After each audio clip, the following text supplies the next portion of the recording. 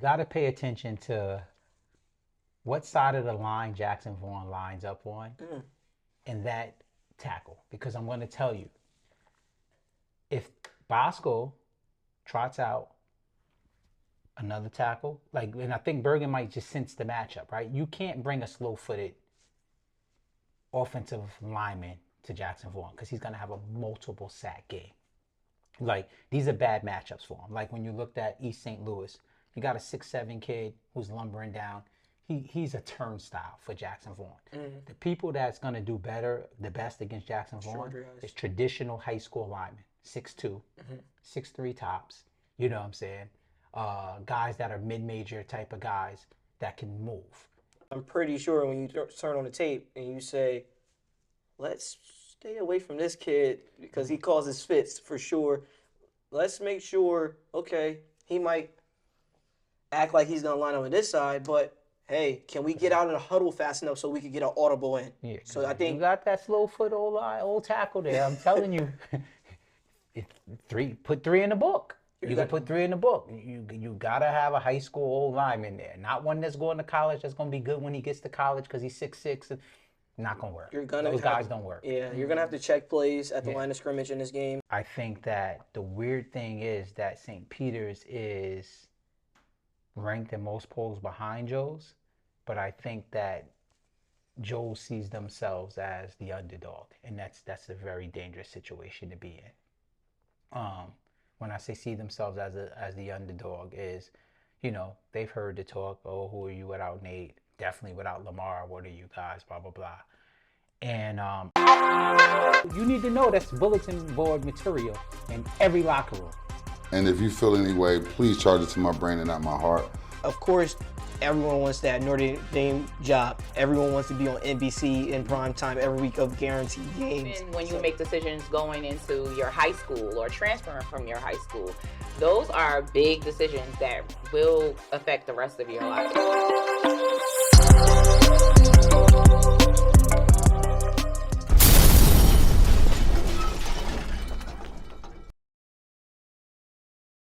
Welcome to part 2 of this week's episode of Keep It a Buck. We're going to discuss our new top 10. We're going to discuss the undefeated teams this week and also our game of the week. We're going to do something a little different this week. So let's go. Let's start off with Rancocas Valley. They're going to play Camden on Friday. I'm going Rancocas Valley because they just been doing their thing. I'm not sure about Camden, and that's it. That. How about you? I'm going with Rancocas Valley. Yeah, I think we're on the same page. Rancocas Valley until they prove otherwise. Okay, number 9 is Ramapo versus Montclair. Ramapo. I think Ramapo's gonna win big. Yeah, they gotta bounce back. Yeah, definitely a bounce back game for them for sure. Alrighty, and Glassboro versus Woodbury at Woodbury. Glassboro, I'm going with them. I'm going with Glassboro. I'm sticking to our top 10 for now. Likewise. A Winslow versus Millville. Winslow for sure. Damn, Millville can't catch a break. Right. You cut through all of that and you got to see Winslow now. Yeah, they became our Clemson of our top 10. Seriously. Unfortunately, but I know they're gonna keep fighting for sure though. Yeah, we made the adjustment where it needed to be made. Because when you're young like that, it's hard to stay mentally locked in. Like when you're older and you get paid for this, like, you know, you just know you one game away from turning it all around. You know, I remember we witnessed, I think, with Bosco last year. I mean, they struggled a lot out the gate the last couple of years, but we sat here and I said, like, yo, Bosco, they close. You know what I'm saying? Somebody's going to step in it. And then it happened and they went on a run all the way into Bergen, put them to bed. So sometimes it just takes that one win, but you got to, like, it's hard to keep kids' head there, right? So you got to have, it takes a special staff to keep you locked in like that. Like, guys, we're getting better when you don't see it. Yeah.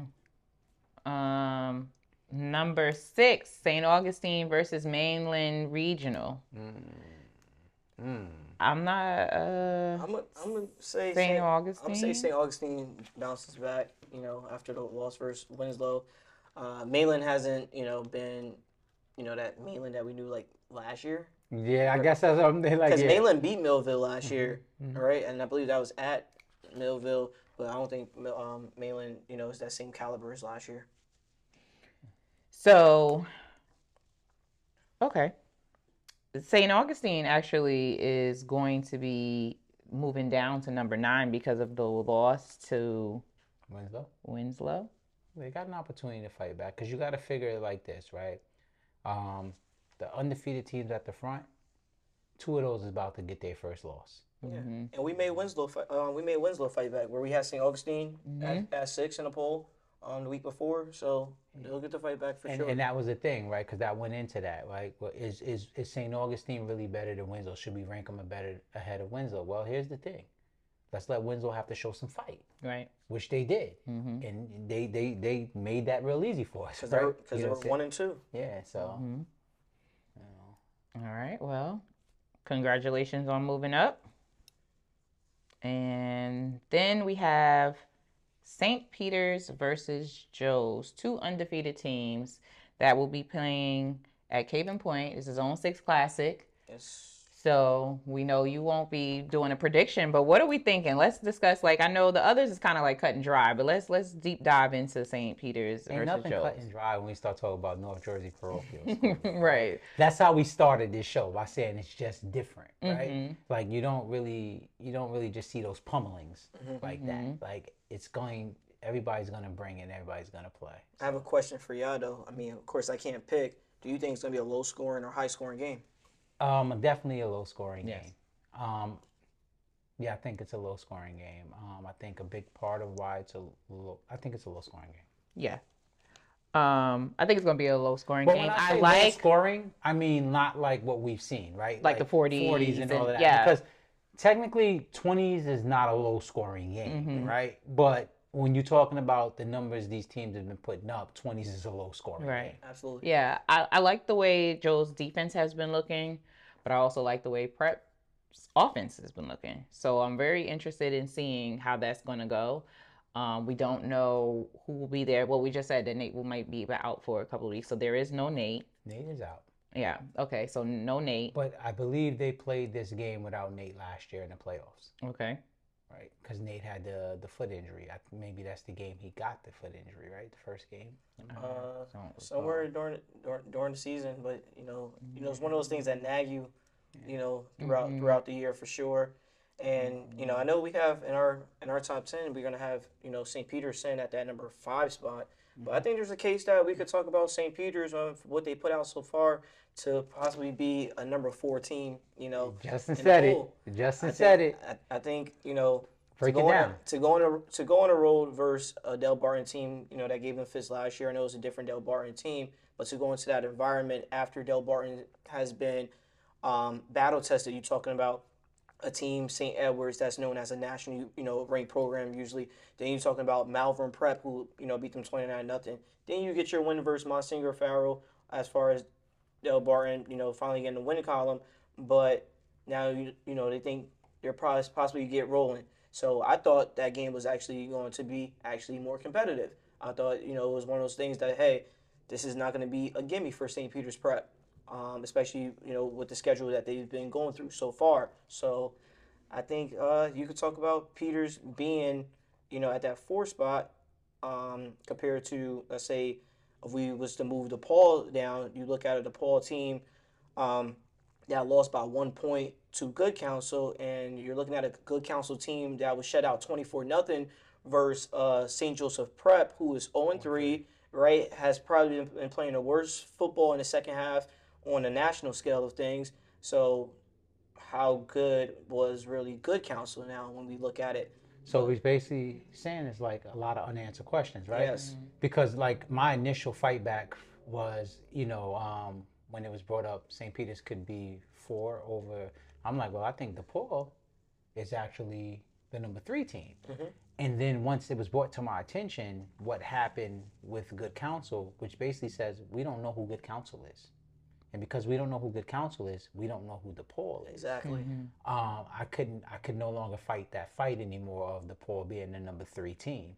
But the beautiful thing is, We about to find Everybody out. gonna come Everyone's around. gonna play. We So about what to would find out. what would happen is if Prep beat Joe's, DePaul would fall to 5, and DePaul would fall to 5, and then Prep will go to 4, or would Prep take? Well, he was DePaul will go to discussing 3. this week's. Right. Yeah, I mean, I What know would it- our majority decision has, St. Peter's Prep at the 5 spot and DePaul at the 4 spot. But like you said, everyone's going to play each other at some point. So you do have St. Peter's versus DePaul on the schedule. So you'll be able to, figure that out. And I think that game is towards the back end. So a lot of things, change from then. And then you got to look at our, we're going to get to our top game, see how those teams perform, because if you underperform, you could. It's not an automatic swap. Right. If you look at the college, how it goes, depending on how you perform, you could even win. But if you don't perform well, you could drop 2 spots. And, I think, the top 2 teams will perform. But without a doubt, you have to say St. Peter's will go into that 3 spot if they were to beat St. Joe's. Okay. All right. Well, then moving around on to DePaul versus PC. That's happening Friday night at 6 p.m. Where's that at? At DePaul. At DePaul. Is that DePaul? I mean, I think DePaul wins that game, but so there's no, confusion. I would like to see if DePaul could dominate that game, just like St. Peter's, surprised me with a big 35-point win versus Del Barton. Can DePaul get a 28+ win versus Paramus Catholic at home? All right, and we already discussed Joe's versus Prep. And then number 2 is playing number 1, where Bergen at Bosco on Friday night. It's going to be electrifying. It's the biggest game in the country. So I know it's our game of the week, right? Both of these games are based on our game of the week because this is the first time since 2007 that all 4 teams been undefeated. I know Bosco's 3-0. Everybody else is 4-0. And when you're winning in New Jersey, it brings everyone out. It brings the recruits out. It brings the alumni back. The tailgate is going to be started early. For sure. On Friday, people are calling out of work or leaving work early to get a parking spot. I've been in that atmosphere when it's Bergen versus Bosco. It doesn't get better than that. Walking up the hill, you don't even have to be a player, but walking up that hill is nothing, like it. But they bring in the extra bleachers. So I'm painting a whole picture for y'all where student section is going to be probably a double student section because they bring in the extra bleachers behind the end zone, so they might move the student section so they can allow more fans into the regular part. But it's probably gonna be around 10,000 plus people at this game. For sure, because you got to think, right? Just when this game is Bergen versus Bosco and one team is good and one team is still number 1, it brings everybody in the state out. But when it's like this, that's when the neighboring states start coming too. So you just I want to go see what the hype is about. Yeah, high school football lovers. It's one of those situations like, hey, little cuz, I might see you in that game next week because I'm going. I'm going to Bergen Bosco. Yeah, so it's not about just those fan bases as well. Like everyone, wants to come out. You have that. That word of marketing of the Bosco Bergen rivalry. Everyone knows about it. It's like, all right, circle your calendar. And I think Bergen, makes the Bosco fan base remember, we over the last couple of years, we own ya, right? That's we're winning the games that matter. Even though you guys probably beat us in the regular season, but that kind of I could tell that drives the Bosco fan. Fire. Yeah, you saw it, and I saw it at MetLife where I compared the tailgates, right? It's like Bosco, we all in, right? Everyone's here for the tailgate. We setting up this, and that. And we did a whole segment, and it was unbelievable. But, the buy-ins, we want to be there and be a part of when we beat Bergen Catholic. But, on the other side of things, with Bergen Catholic, this is our new brand of football under Coach Vito Campanelli, and this is the standard. We walked into Bosco maybe, 2 seasons ago, or the last couple of seasons, actually, that they've been winning up at Bosco. I know Bosco was in 2022 beat them at Bergen, but they under Coach Vito, they've done a great job as far as holding their own up in a very hostile environment at Don Bosco Prep. Yeah, I think usually going in, for the last couple of years at least, Bosco has been kind of like not at the greatest point of their season. They usually when start they slow. see Bergen. They usually But start this slow. year, they're not.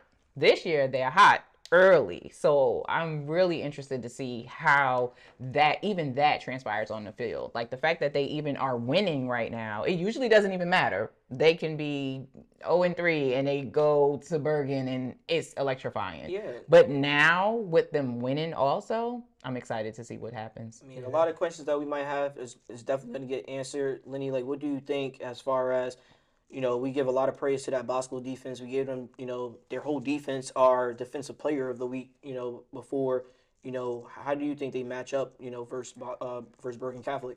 That's the thing. In order for Bosco to do what they've been anticipating on doing since the end of last season, that defense is going to have to be who it's been in the a la carte section. You know what I'm saying? Over at the big boy table with the vegetables this week. It's going to have to be that way because thus far their offense just hasn't really been something that would concern me if I was Bergen, right? But it's Bergen and Bosco. You gave Sabella an extra week, and I know what he can do when he's got the time. I think that what we're going to see is a defensive battle. I think that, as Justin talked before the cameras was on, like, we're gonna have to keep an eye on special teams in this. And this is a game where we're going to see it's a big spotlight, right? Is Trey Tagliaferri ready for it? Is Carson Shane ready for it? Do we see Rona again? Like, this is the game that brings all that out. What I can tell you is that it's a bigger deal outside of the Bergen Catholic locker room than it is in their locker room. Like, what I gather from talking to their faithful and everything, it's like, they're not, Bosco don't trouble them. It's not to the point where they feel like they can overlook Bosco, but it's nothing scary about Bosco to Bergen, right? And I'm pretty sure it's the shame to Bosco, right? That's what makes the rivalry. But Bergen is at the top of the hill. They've to me, they have less questions to answer than Bosco at this point because Bergen's offense has rolled and their defense has been solid. Bosco's defense has been solid as well. Their offense is at least a little to be desired for me. But I know what this game is and how if they don't wake up to play no other game, like, that offense will be ready Friday night. It's just crazy to think come 11:30 p.m. that two teams will have a loss, right? Mm-hmm. We done with all of the 4 undefeated team things. So, beautiful time of the year. As Nas would say, God bless America. God bless America. Yeah, so this is the vegetable part of the year that it begins. This is like the set off of the vegetables. Yeah, and it's not, this weekend is not the end all be all as far as the seedings and rankings because there's other big games to be played. But, winning these type of games do set you up. Potentially, you have a greater percentage of being a hosting team throughout the entirety of the playoffs, depending on what side that you end up on. Mm-hmm. But it'll be good to see Carson out there. Sophomore, a lot of pressure. 2 sophomore quarterbacks. Tagliaferri's a sophomore. Yeah, and that game's gonna bring out some stars. I know the Giants front office probably they'll be there in attendance, and that game brings out some unexpected stars to come out for sure. A lot of media attention where you just can't hide in that game. There's nowhere to hide, and it doesn't get better than Bosco Bergen for sure, as they say. Yeah, absolutely. And I think that's the theme for this week. You just can't hide. Now it's big boy on big boy. Mm-hmm. It's no more hiding. Yeah. Everybody got to come to play. Everybody got to earn their name now. No, definitely for sure. And then that penalty. I know you said special team too, but as far as those flags as well. Whoever is the more disciplined team, we've also seen in some of these type of caliber games where whether it's a late hit or if you could limit the holds in the game, and if whoever could. The whole thing drives me crazy though, because you could hold every play in high school football. Yeah. There is a hold every play in high school, as they say. But and then who doesn't give up the big plays, right? Who doesn't give up the the big chunk yards? For sure, because I do expect Walker Snead to have an impact on this game as far as to get more carries where they've been, they've been building him up for sure. So I do expect him to, play a bigger role than 2 or 3 or 4 snaps in this game compared to maybe some of the other games in the past. Bosco gets DB back that was ineligible for the first 4 games. Mm-hmm. He'll be ready to go. Makai Allen's out there, flying around. Bergen does a lot across the middle. They drag Buso a lot. Even Porter, all those guys. So again, this is Makai Allen's. He wants it all, and this is the game right here where he can just literally put his imprint on that. Right. Yeah, Ochapinti. Ochapinti. To see them, you got him and Makai. Then you got on the other side you have Kane, and then you have Calhoun. As far as, so you got 2 really good linebackers.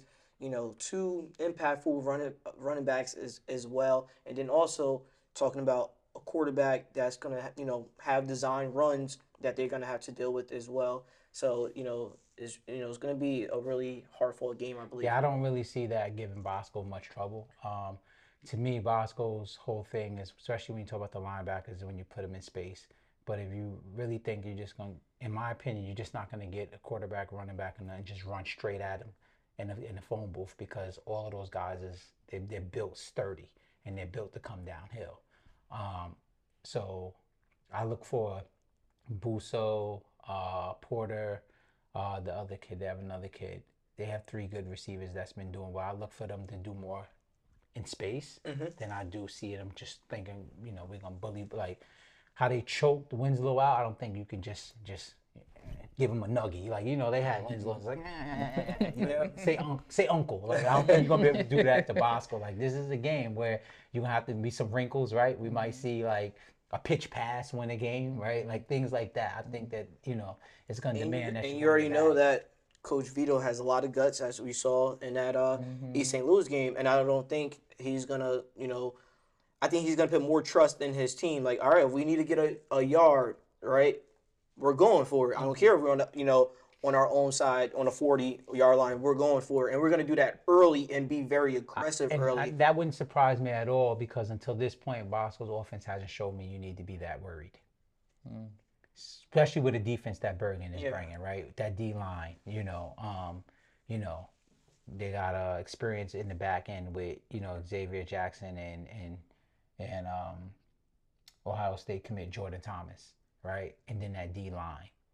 So I don't think that he's worried about, like you said, if the game's on the line, I got to depend on those guys. Like, okay, let's do it.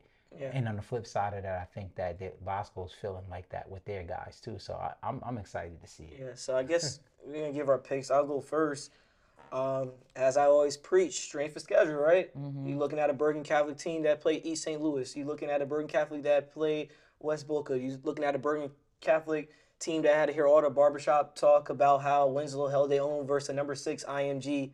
All right. Who's scheduled stronger? Bergen Catholic, right? You're talking about, Bosco, they played, came back from a Melissa team that's, probably wasn't a top 10 team in the state of Texas. Also, like 60-something in the state. Yeah, and then you're talking about the Monarch is not a top 10 team in the state of Florida either.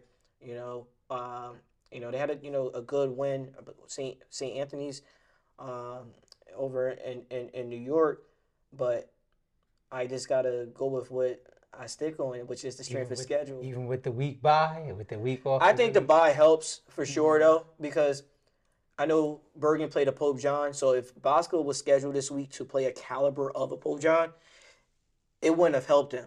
Right now, if they would have played a big time opponent, like a nationally ranked opponent, I say, hey, that might actually help Bosco. But the week off was actually better for Bosco. Whether you need to heal some guys up, implement, new guys into the game plan that might be available to you now after having to sit out for the 4 games or whatever. But I'm going to go with, the team that's been battle tested. And, I'm going to have to go with Bergen Catholic, especially in the past. They've also held their own at Bosco.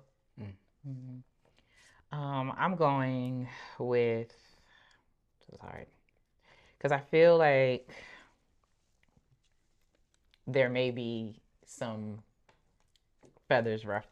But I'm going to go with Bergen. I do think that Bosco might just win. Now, Bergen, I know how y'all come. Don't come for me. But I have to go with Bergen just because they've just been doing it. And right now, until somebody cuts them off, until somebody cuts them off at the neck, I'm just going to have to keep going with them. Now, this is saying I'm going to make sure I say that I do think Bosco can win. Absolutely. I think they could win for sure. I just think we need to see the offense, handle, like, can they put up, some big points and finish certain scenarios. That's another thing, like, as far as when they get to the other side into, their opponent's territory, can they cap off, not walk away with 3 points? Can you actually, finish those drives? So to see Carson Sheen, if he plays lights out, right, and you're gonna actually have to play really good versus that pass rush from Bergen, if he could do that for sure, I think they do have a chance. But right now, I'm just gonna have to go with Bergen. Yeah. How about you? Bergen for all the reasons we stated. Until somebody shows us something different. There was another great point I think Justin made or whatever, but like we said, I told it would not surprise me one bit if Bosco pulled it out. Right? It wouldn't surprise me one bit. You got to pay attention to what side of the line Jackson Vaughn lines up on, and that tackle, because I'm going to tell you, if Bosco trots out another tackle, and I think Bergen might just sense the matchup, right? You can't bring a slow-footed offensive lineman to Jackson Vaughn because he's going to have a multiple sack game. Like, these are bad matchups for him. Like, when you looked at East St. Louis, you got a 6'7" kid who's lumbering down. He's a turnstile for Jackson Vaughn. The people that's going to do the best against Jackson Vaughn is traditional high school linemen, 6'2", 6'3" tops. You know what I'm saying? Guys that are mid-major type of guys that can move. If you can't move, he will have a multiple sack day. And to my knowledge, on one of the side of Bosco, on Bosco's line, one of the tackles is probably tailor-made for a Jackson Vaughn big day. I'm pretty sure when you turn on the tape and you say, let's stay away from this kid because he causes fits for sure. Let's make sure, okay, he might act like he's going to line up on this side, but hey, can we get out of the huddle fast enough so we can get an audible in? Yeah, so I think you got that slow foot old tackle there. I'm telling you, put three in the book. You got to put 3 in the book. You got to have a high school old lineman there. Not one that's going to college that's going to be good when he gets to college because he's 6'6". Not going to work. Those guys don't work. Yeah, you're going to have to check plays at the line of scrimmage in this game. So, I mean, I think he's going to – I'm excited. Yeah. I'm excited for sure. Yeah, I'm excited for football this weekend. Yeah. So we have – by the tailgate. Yeah. We have 2 games of the week this week, and that is Bergen at Bosco and Joe's at Prep. So let us know in the comments who you're taking. Who do you think you're going to win and why? Oh, did y'all choose for the St. Joe's versus? Oh, we didn't. No. Oh, okay. So rewind that back. So now Joe's versus Prep. Oh. I was kind of hoping we closed it up without me having to do that. So while you think, I'll think out loud. Okay, go ahead. Going into this game, what we witnessed at Paramus Catholic is that Joe's offense was reeling when Nate went out. They didn't have an identity. They didn't know who to be, And against an offense like St. Peter's, I think you got to put up some points.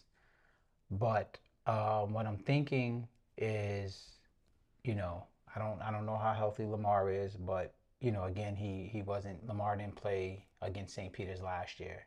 That was Mason then. So Mason is perfectly capable. I see this being a way more competitive game than I anticipated in the beginning, in the summertime. Okay. I think that the weird thing is that St. Peter's is ranked in most polls behind Joe's, but I think that Joe sees themselves as the underdog, and that's a very dangerous situation to be in. When I say see themselves as the underdog is, they've heard the talk, oh, who are you without Nate? Definitely without Lamar. What are you guys? Blah, blah, blah. And I think that that'll make them rise to the occasion to be able to play with St. Peter's. I think that Joe's wins that game. I think that Joe's wins that game in a tough, close fought game. I think they win that game on the back of their defense. That's a big. I agree. That would be a big win for So I them think on the road. defense and special teams is where they win that game. Because as we know, the Bergen County schools will kick field goals.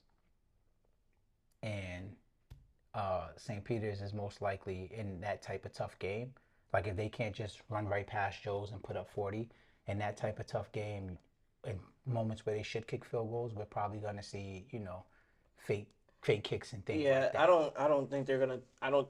Just based off of, the kick attempt that I did see versus Del Barton before the end of the half. I think once Prep gets on the other side, depending on what type of game it is, I think they're gonna be very aggressive. To go for it. I am excited to see Abdul Toure and Taj, Gray, line up versus each other. That's gonna be, exciting to watch for sure. Yeah, I agree that I believe I watched St. Joe's against the DC team, St. John's, and I think their defense did well there, even in crucial moments. And so, without Nate, we all understand that Nate is an X factor for any team in the Big North, right? But I do think that the defense does what they need to do. And so then I look back and said, okay, well, who did Prep play? Mm-hmm. They played PC, they played Union City, mm-hmm. they played Shabazz, and they played Del Barton. So as of right now, Prep hasn't paid anybody on our top 10. So as much as I feel like they are doing very well offensively, it's kind of like I haven't seen anything there. They were at the dessert table so far, and now they're stepping into the main course and have to eat their vegetables. I was sorry to cut you off. I was to say, just like some colleges, they start their schedule like that, right? So they could build up into it.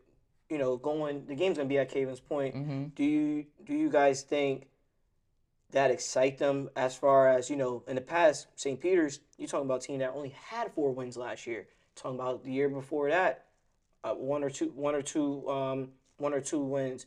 Do you think the 4-0 start brings a new life into, this team or even the fan base? I think that's what we're seeing. Especially going into, and it's a home game for them, right? So it's like one of the things like, they might be feeling themselves a little bit now. No, they don't might. They are. They are. And I've said it before that I'm excited. They made me feel them just off of they were running their, I would call it, commercials on social media, and they made me a believer early in the season, and I still am. So I'm wondering how giving them some swag. Yeah, it's definitely doing a thing. Okay, let's just be totally transparent.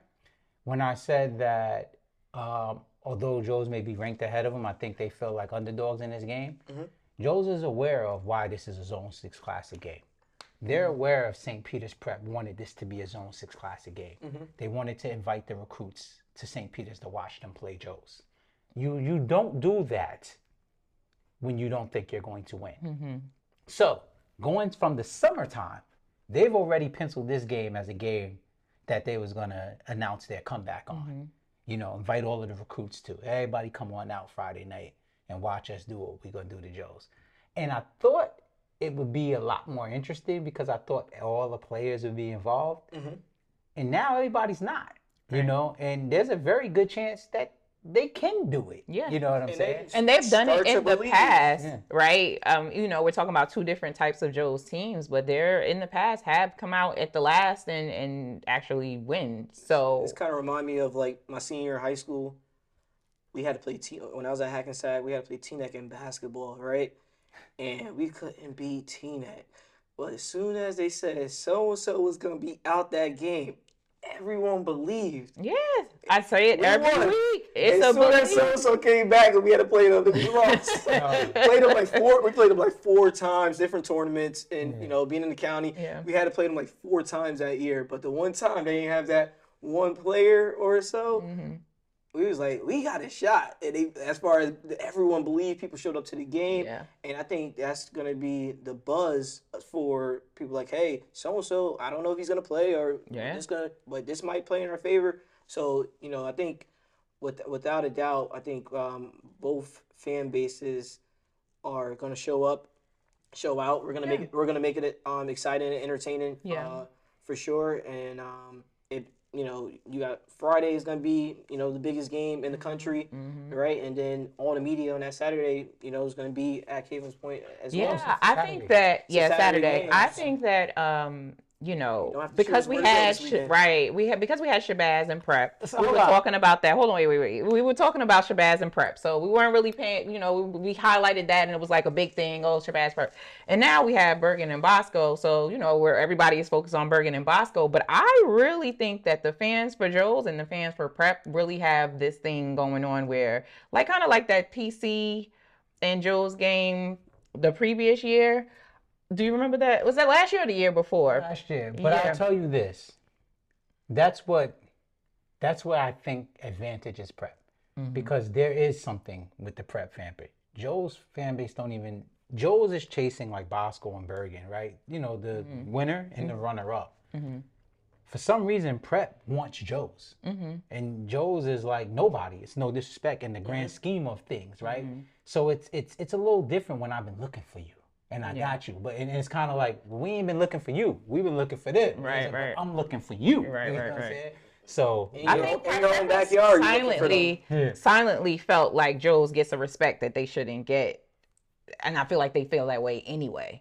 So this right here is just like, okay, let's show you why they shouldn't get that. Now Joe's has to go out there and show them why they get it. Good luck. And with that, I'm going with Joe's. I didn't never say who I was going with, but I'm going with Joe's. It's gonna be a tough. Did I say who I was going with? You did. Yeah, you did. Okay, good. All right. Okay. All right. So you let us know who you're going with. Let us know what you think about what we've said. Prep. Come in the YouTube comments. Don't call Lenny. Don't call Justin. Go in the YouTube comments and let us know. And if they do, send it to me so I can copy and paste it and put it in the comments because they're gonna send it to them anyway. Yeah, this might be one of our best weekend of regular really season good football. Weekend of regular season. This will be my first time ever going up to St. Peter's Prep. Oh, really? Being a New York kid, like when I left, I didn't want to look back. I don't like congestion. I don't like circling around blocks 20 times for parking. I don't like boots on my car. I don't like potholes. I don't like nothing. We might can help you with something. We might help you with a parking spot. Since we got a little say so in this game for sure. But I do know I've only been to Cavens Point a few times while our duration of Zone 6 to cover a game. But I will say this. When Prep is rolling, right, I even remember at one point they were like 12 in the nation. I think when they had like Taj Bullock and those guys, probably that 2019 team. I can tell you this. The atmosphere at Cavens Point, whether it's the tailgate, whether it's the energy, and they have a crazy setup where you got the regular bleachers at Cavens that's just, behind the main sideline. Then they have like these baseball bleachers that's behind the opposite sideline, and that type of game or this weekend or those big games, those baseball bleachers only get used for the big games. They're there always, but I think that's the type of game that we're looking at, and it kind of like brings the energy to a whole nother level once they fill that out. So I actually been to one of those games before, and believe it or not, that game that I went to, they lost. I think it was a Saturday night, and they lost to St. Joe's. So that was probably the last time I actually been to Cavens Point to cover one of their games. Okay, so Bergen at Bosco on Friday night, and then Joe's at Cavens Point against Prep Saturday at 1 p.m. So our new top 10 is number 10, Rancocas Valley. Number 9 has dropped, so it's St. Augustine. Number 8, Welcome to the Party, Old Tappan. 7, Glassboro. 6, Winslow. 5, St. Peter's Prep for now. 4, DePaul for now. 3, St. Joseph's for now. 2, Don Bosco for now. And number 1, until somebody knocks their head off, Bergen Catholic. For now. For now. It's going to be a great weekend of football. Great weekend. Great weekend of football. We will see you next week. Thank you for another episode of Keep It a Buck. Peace.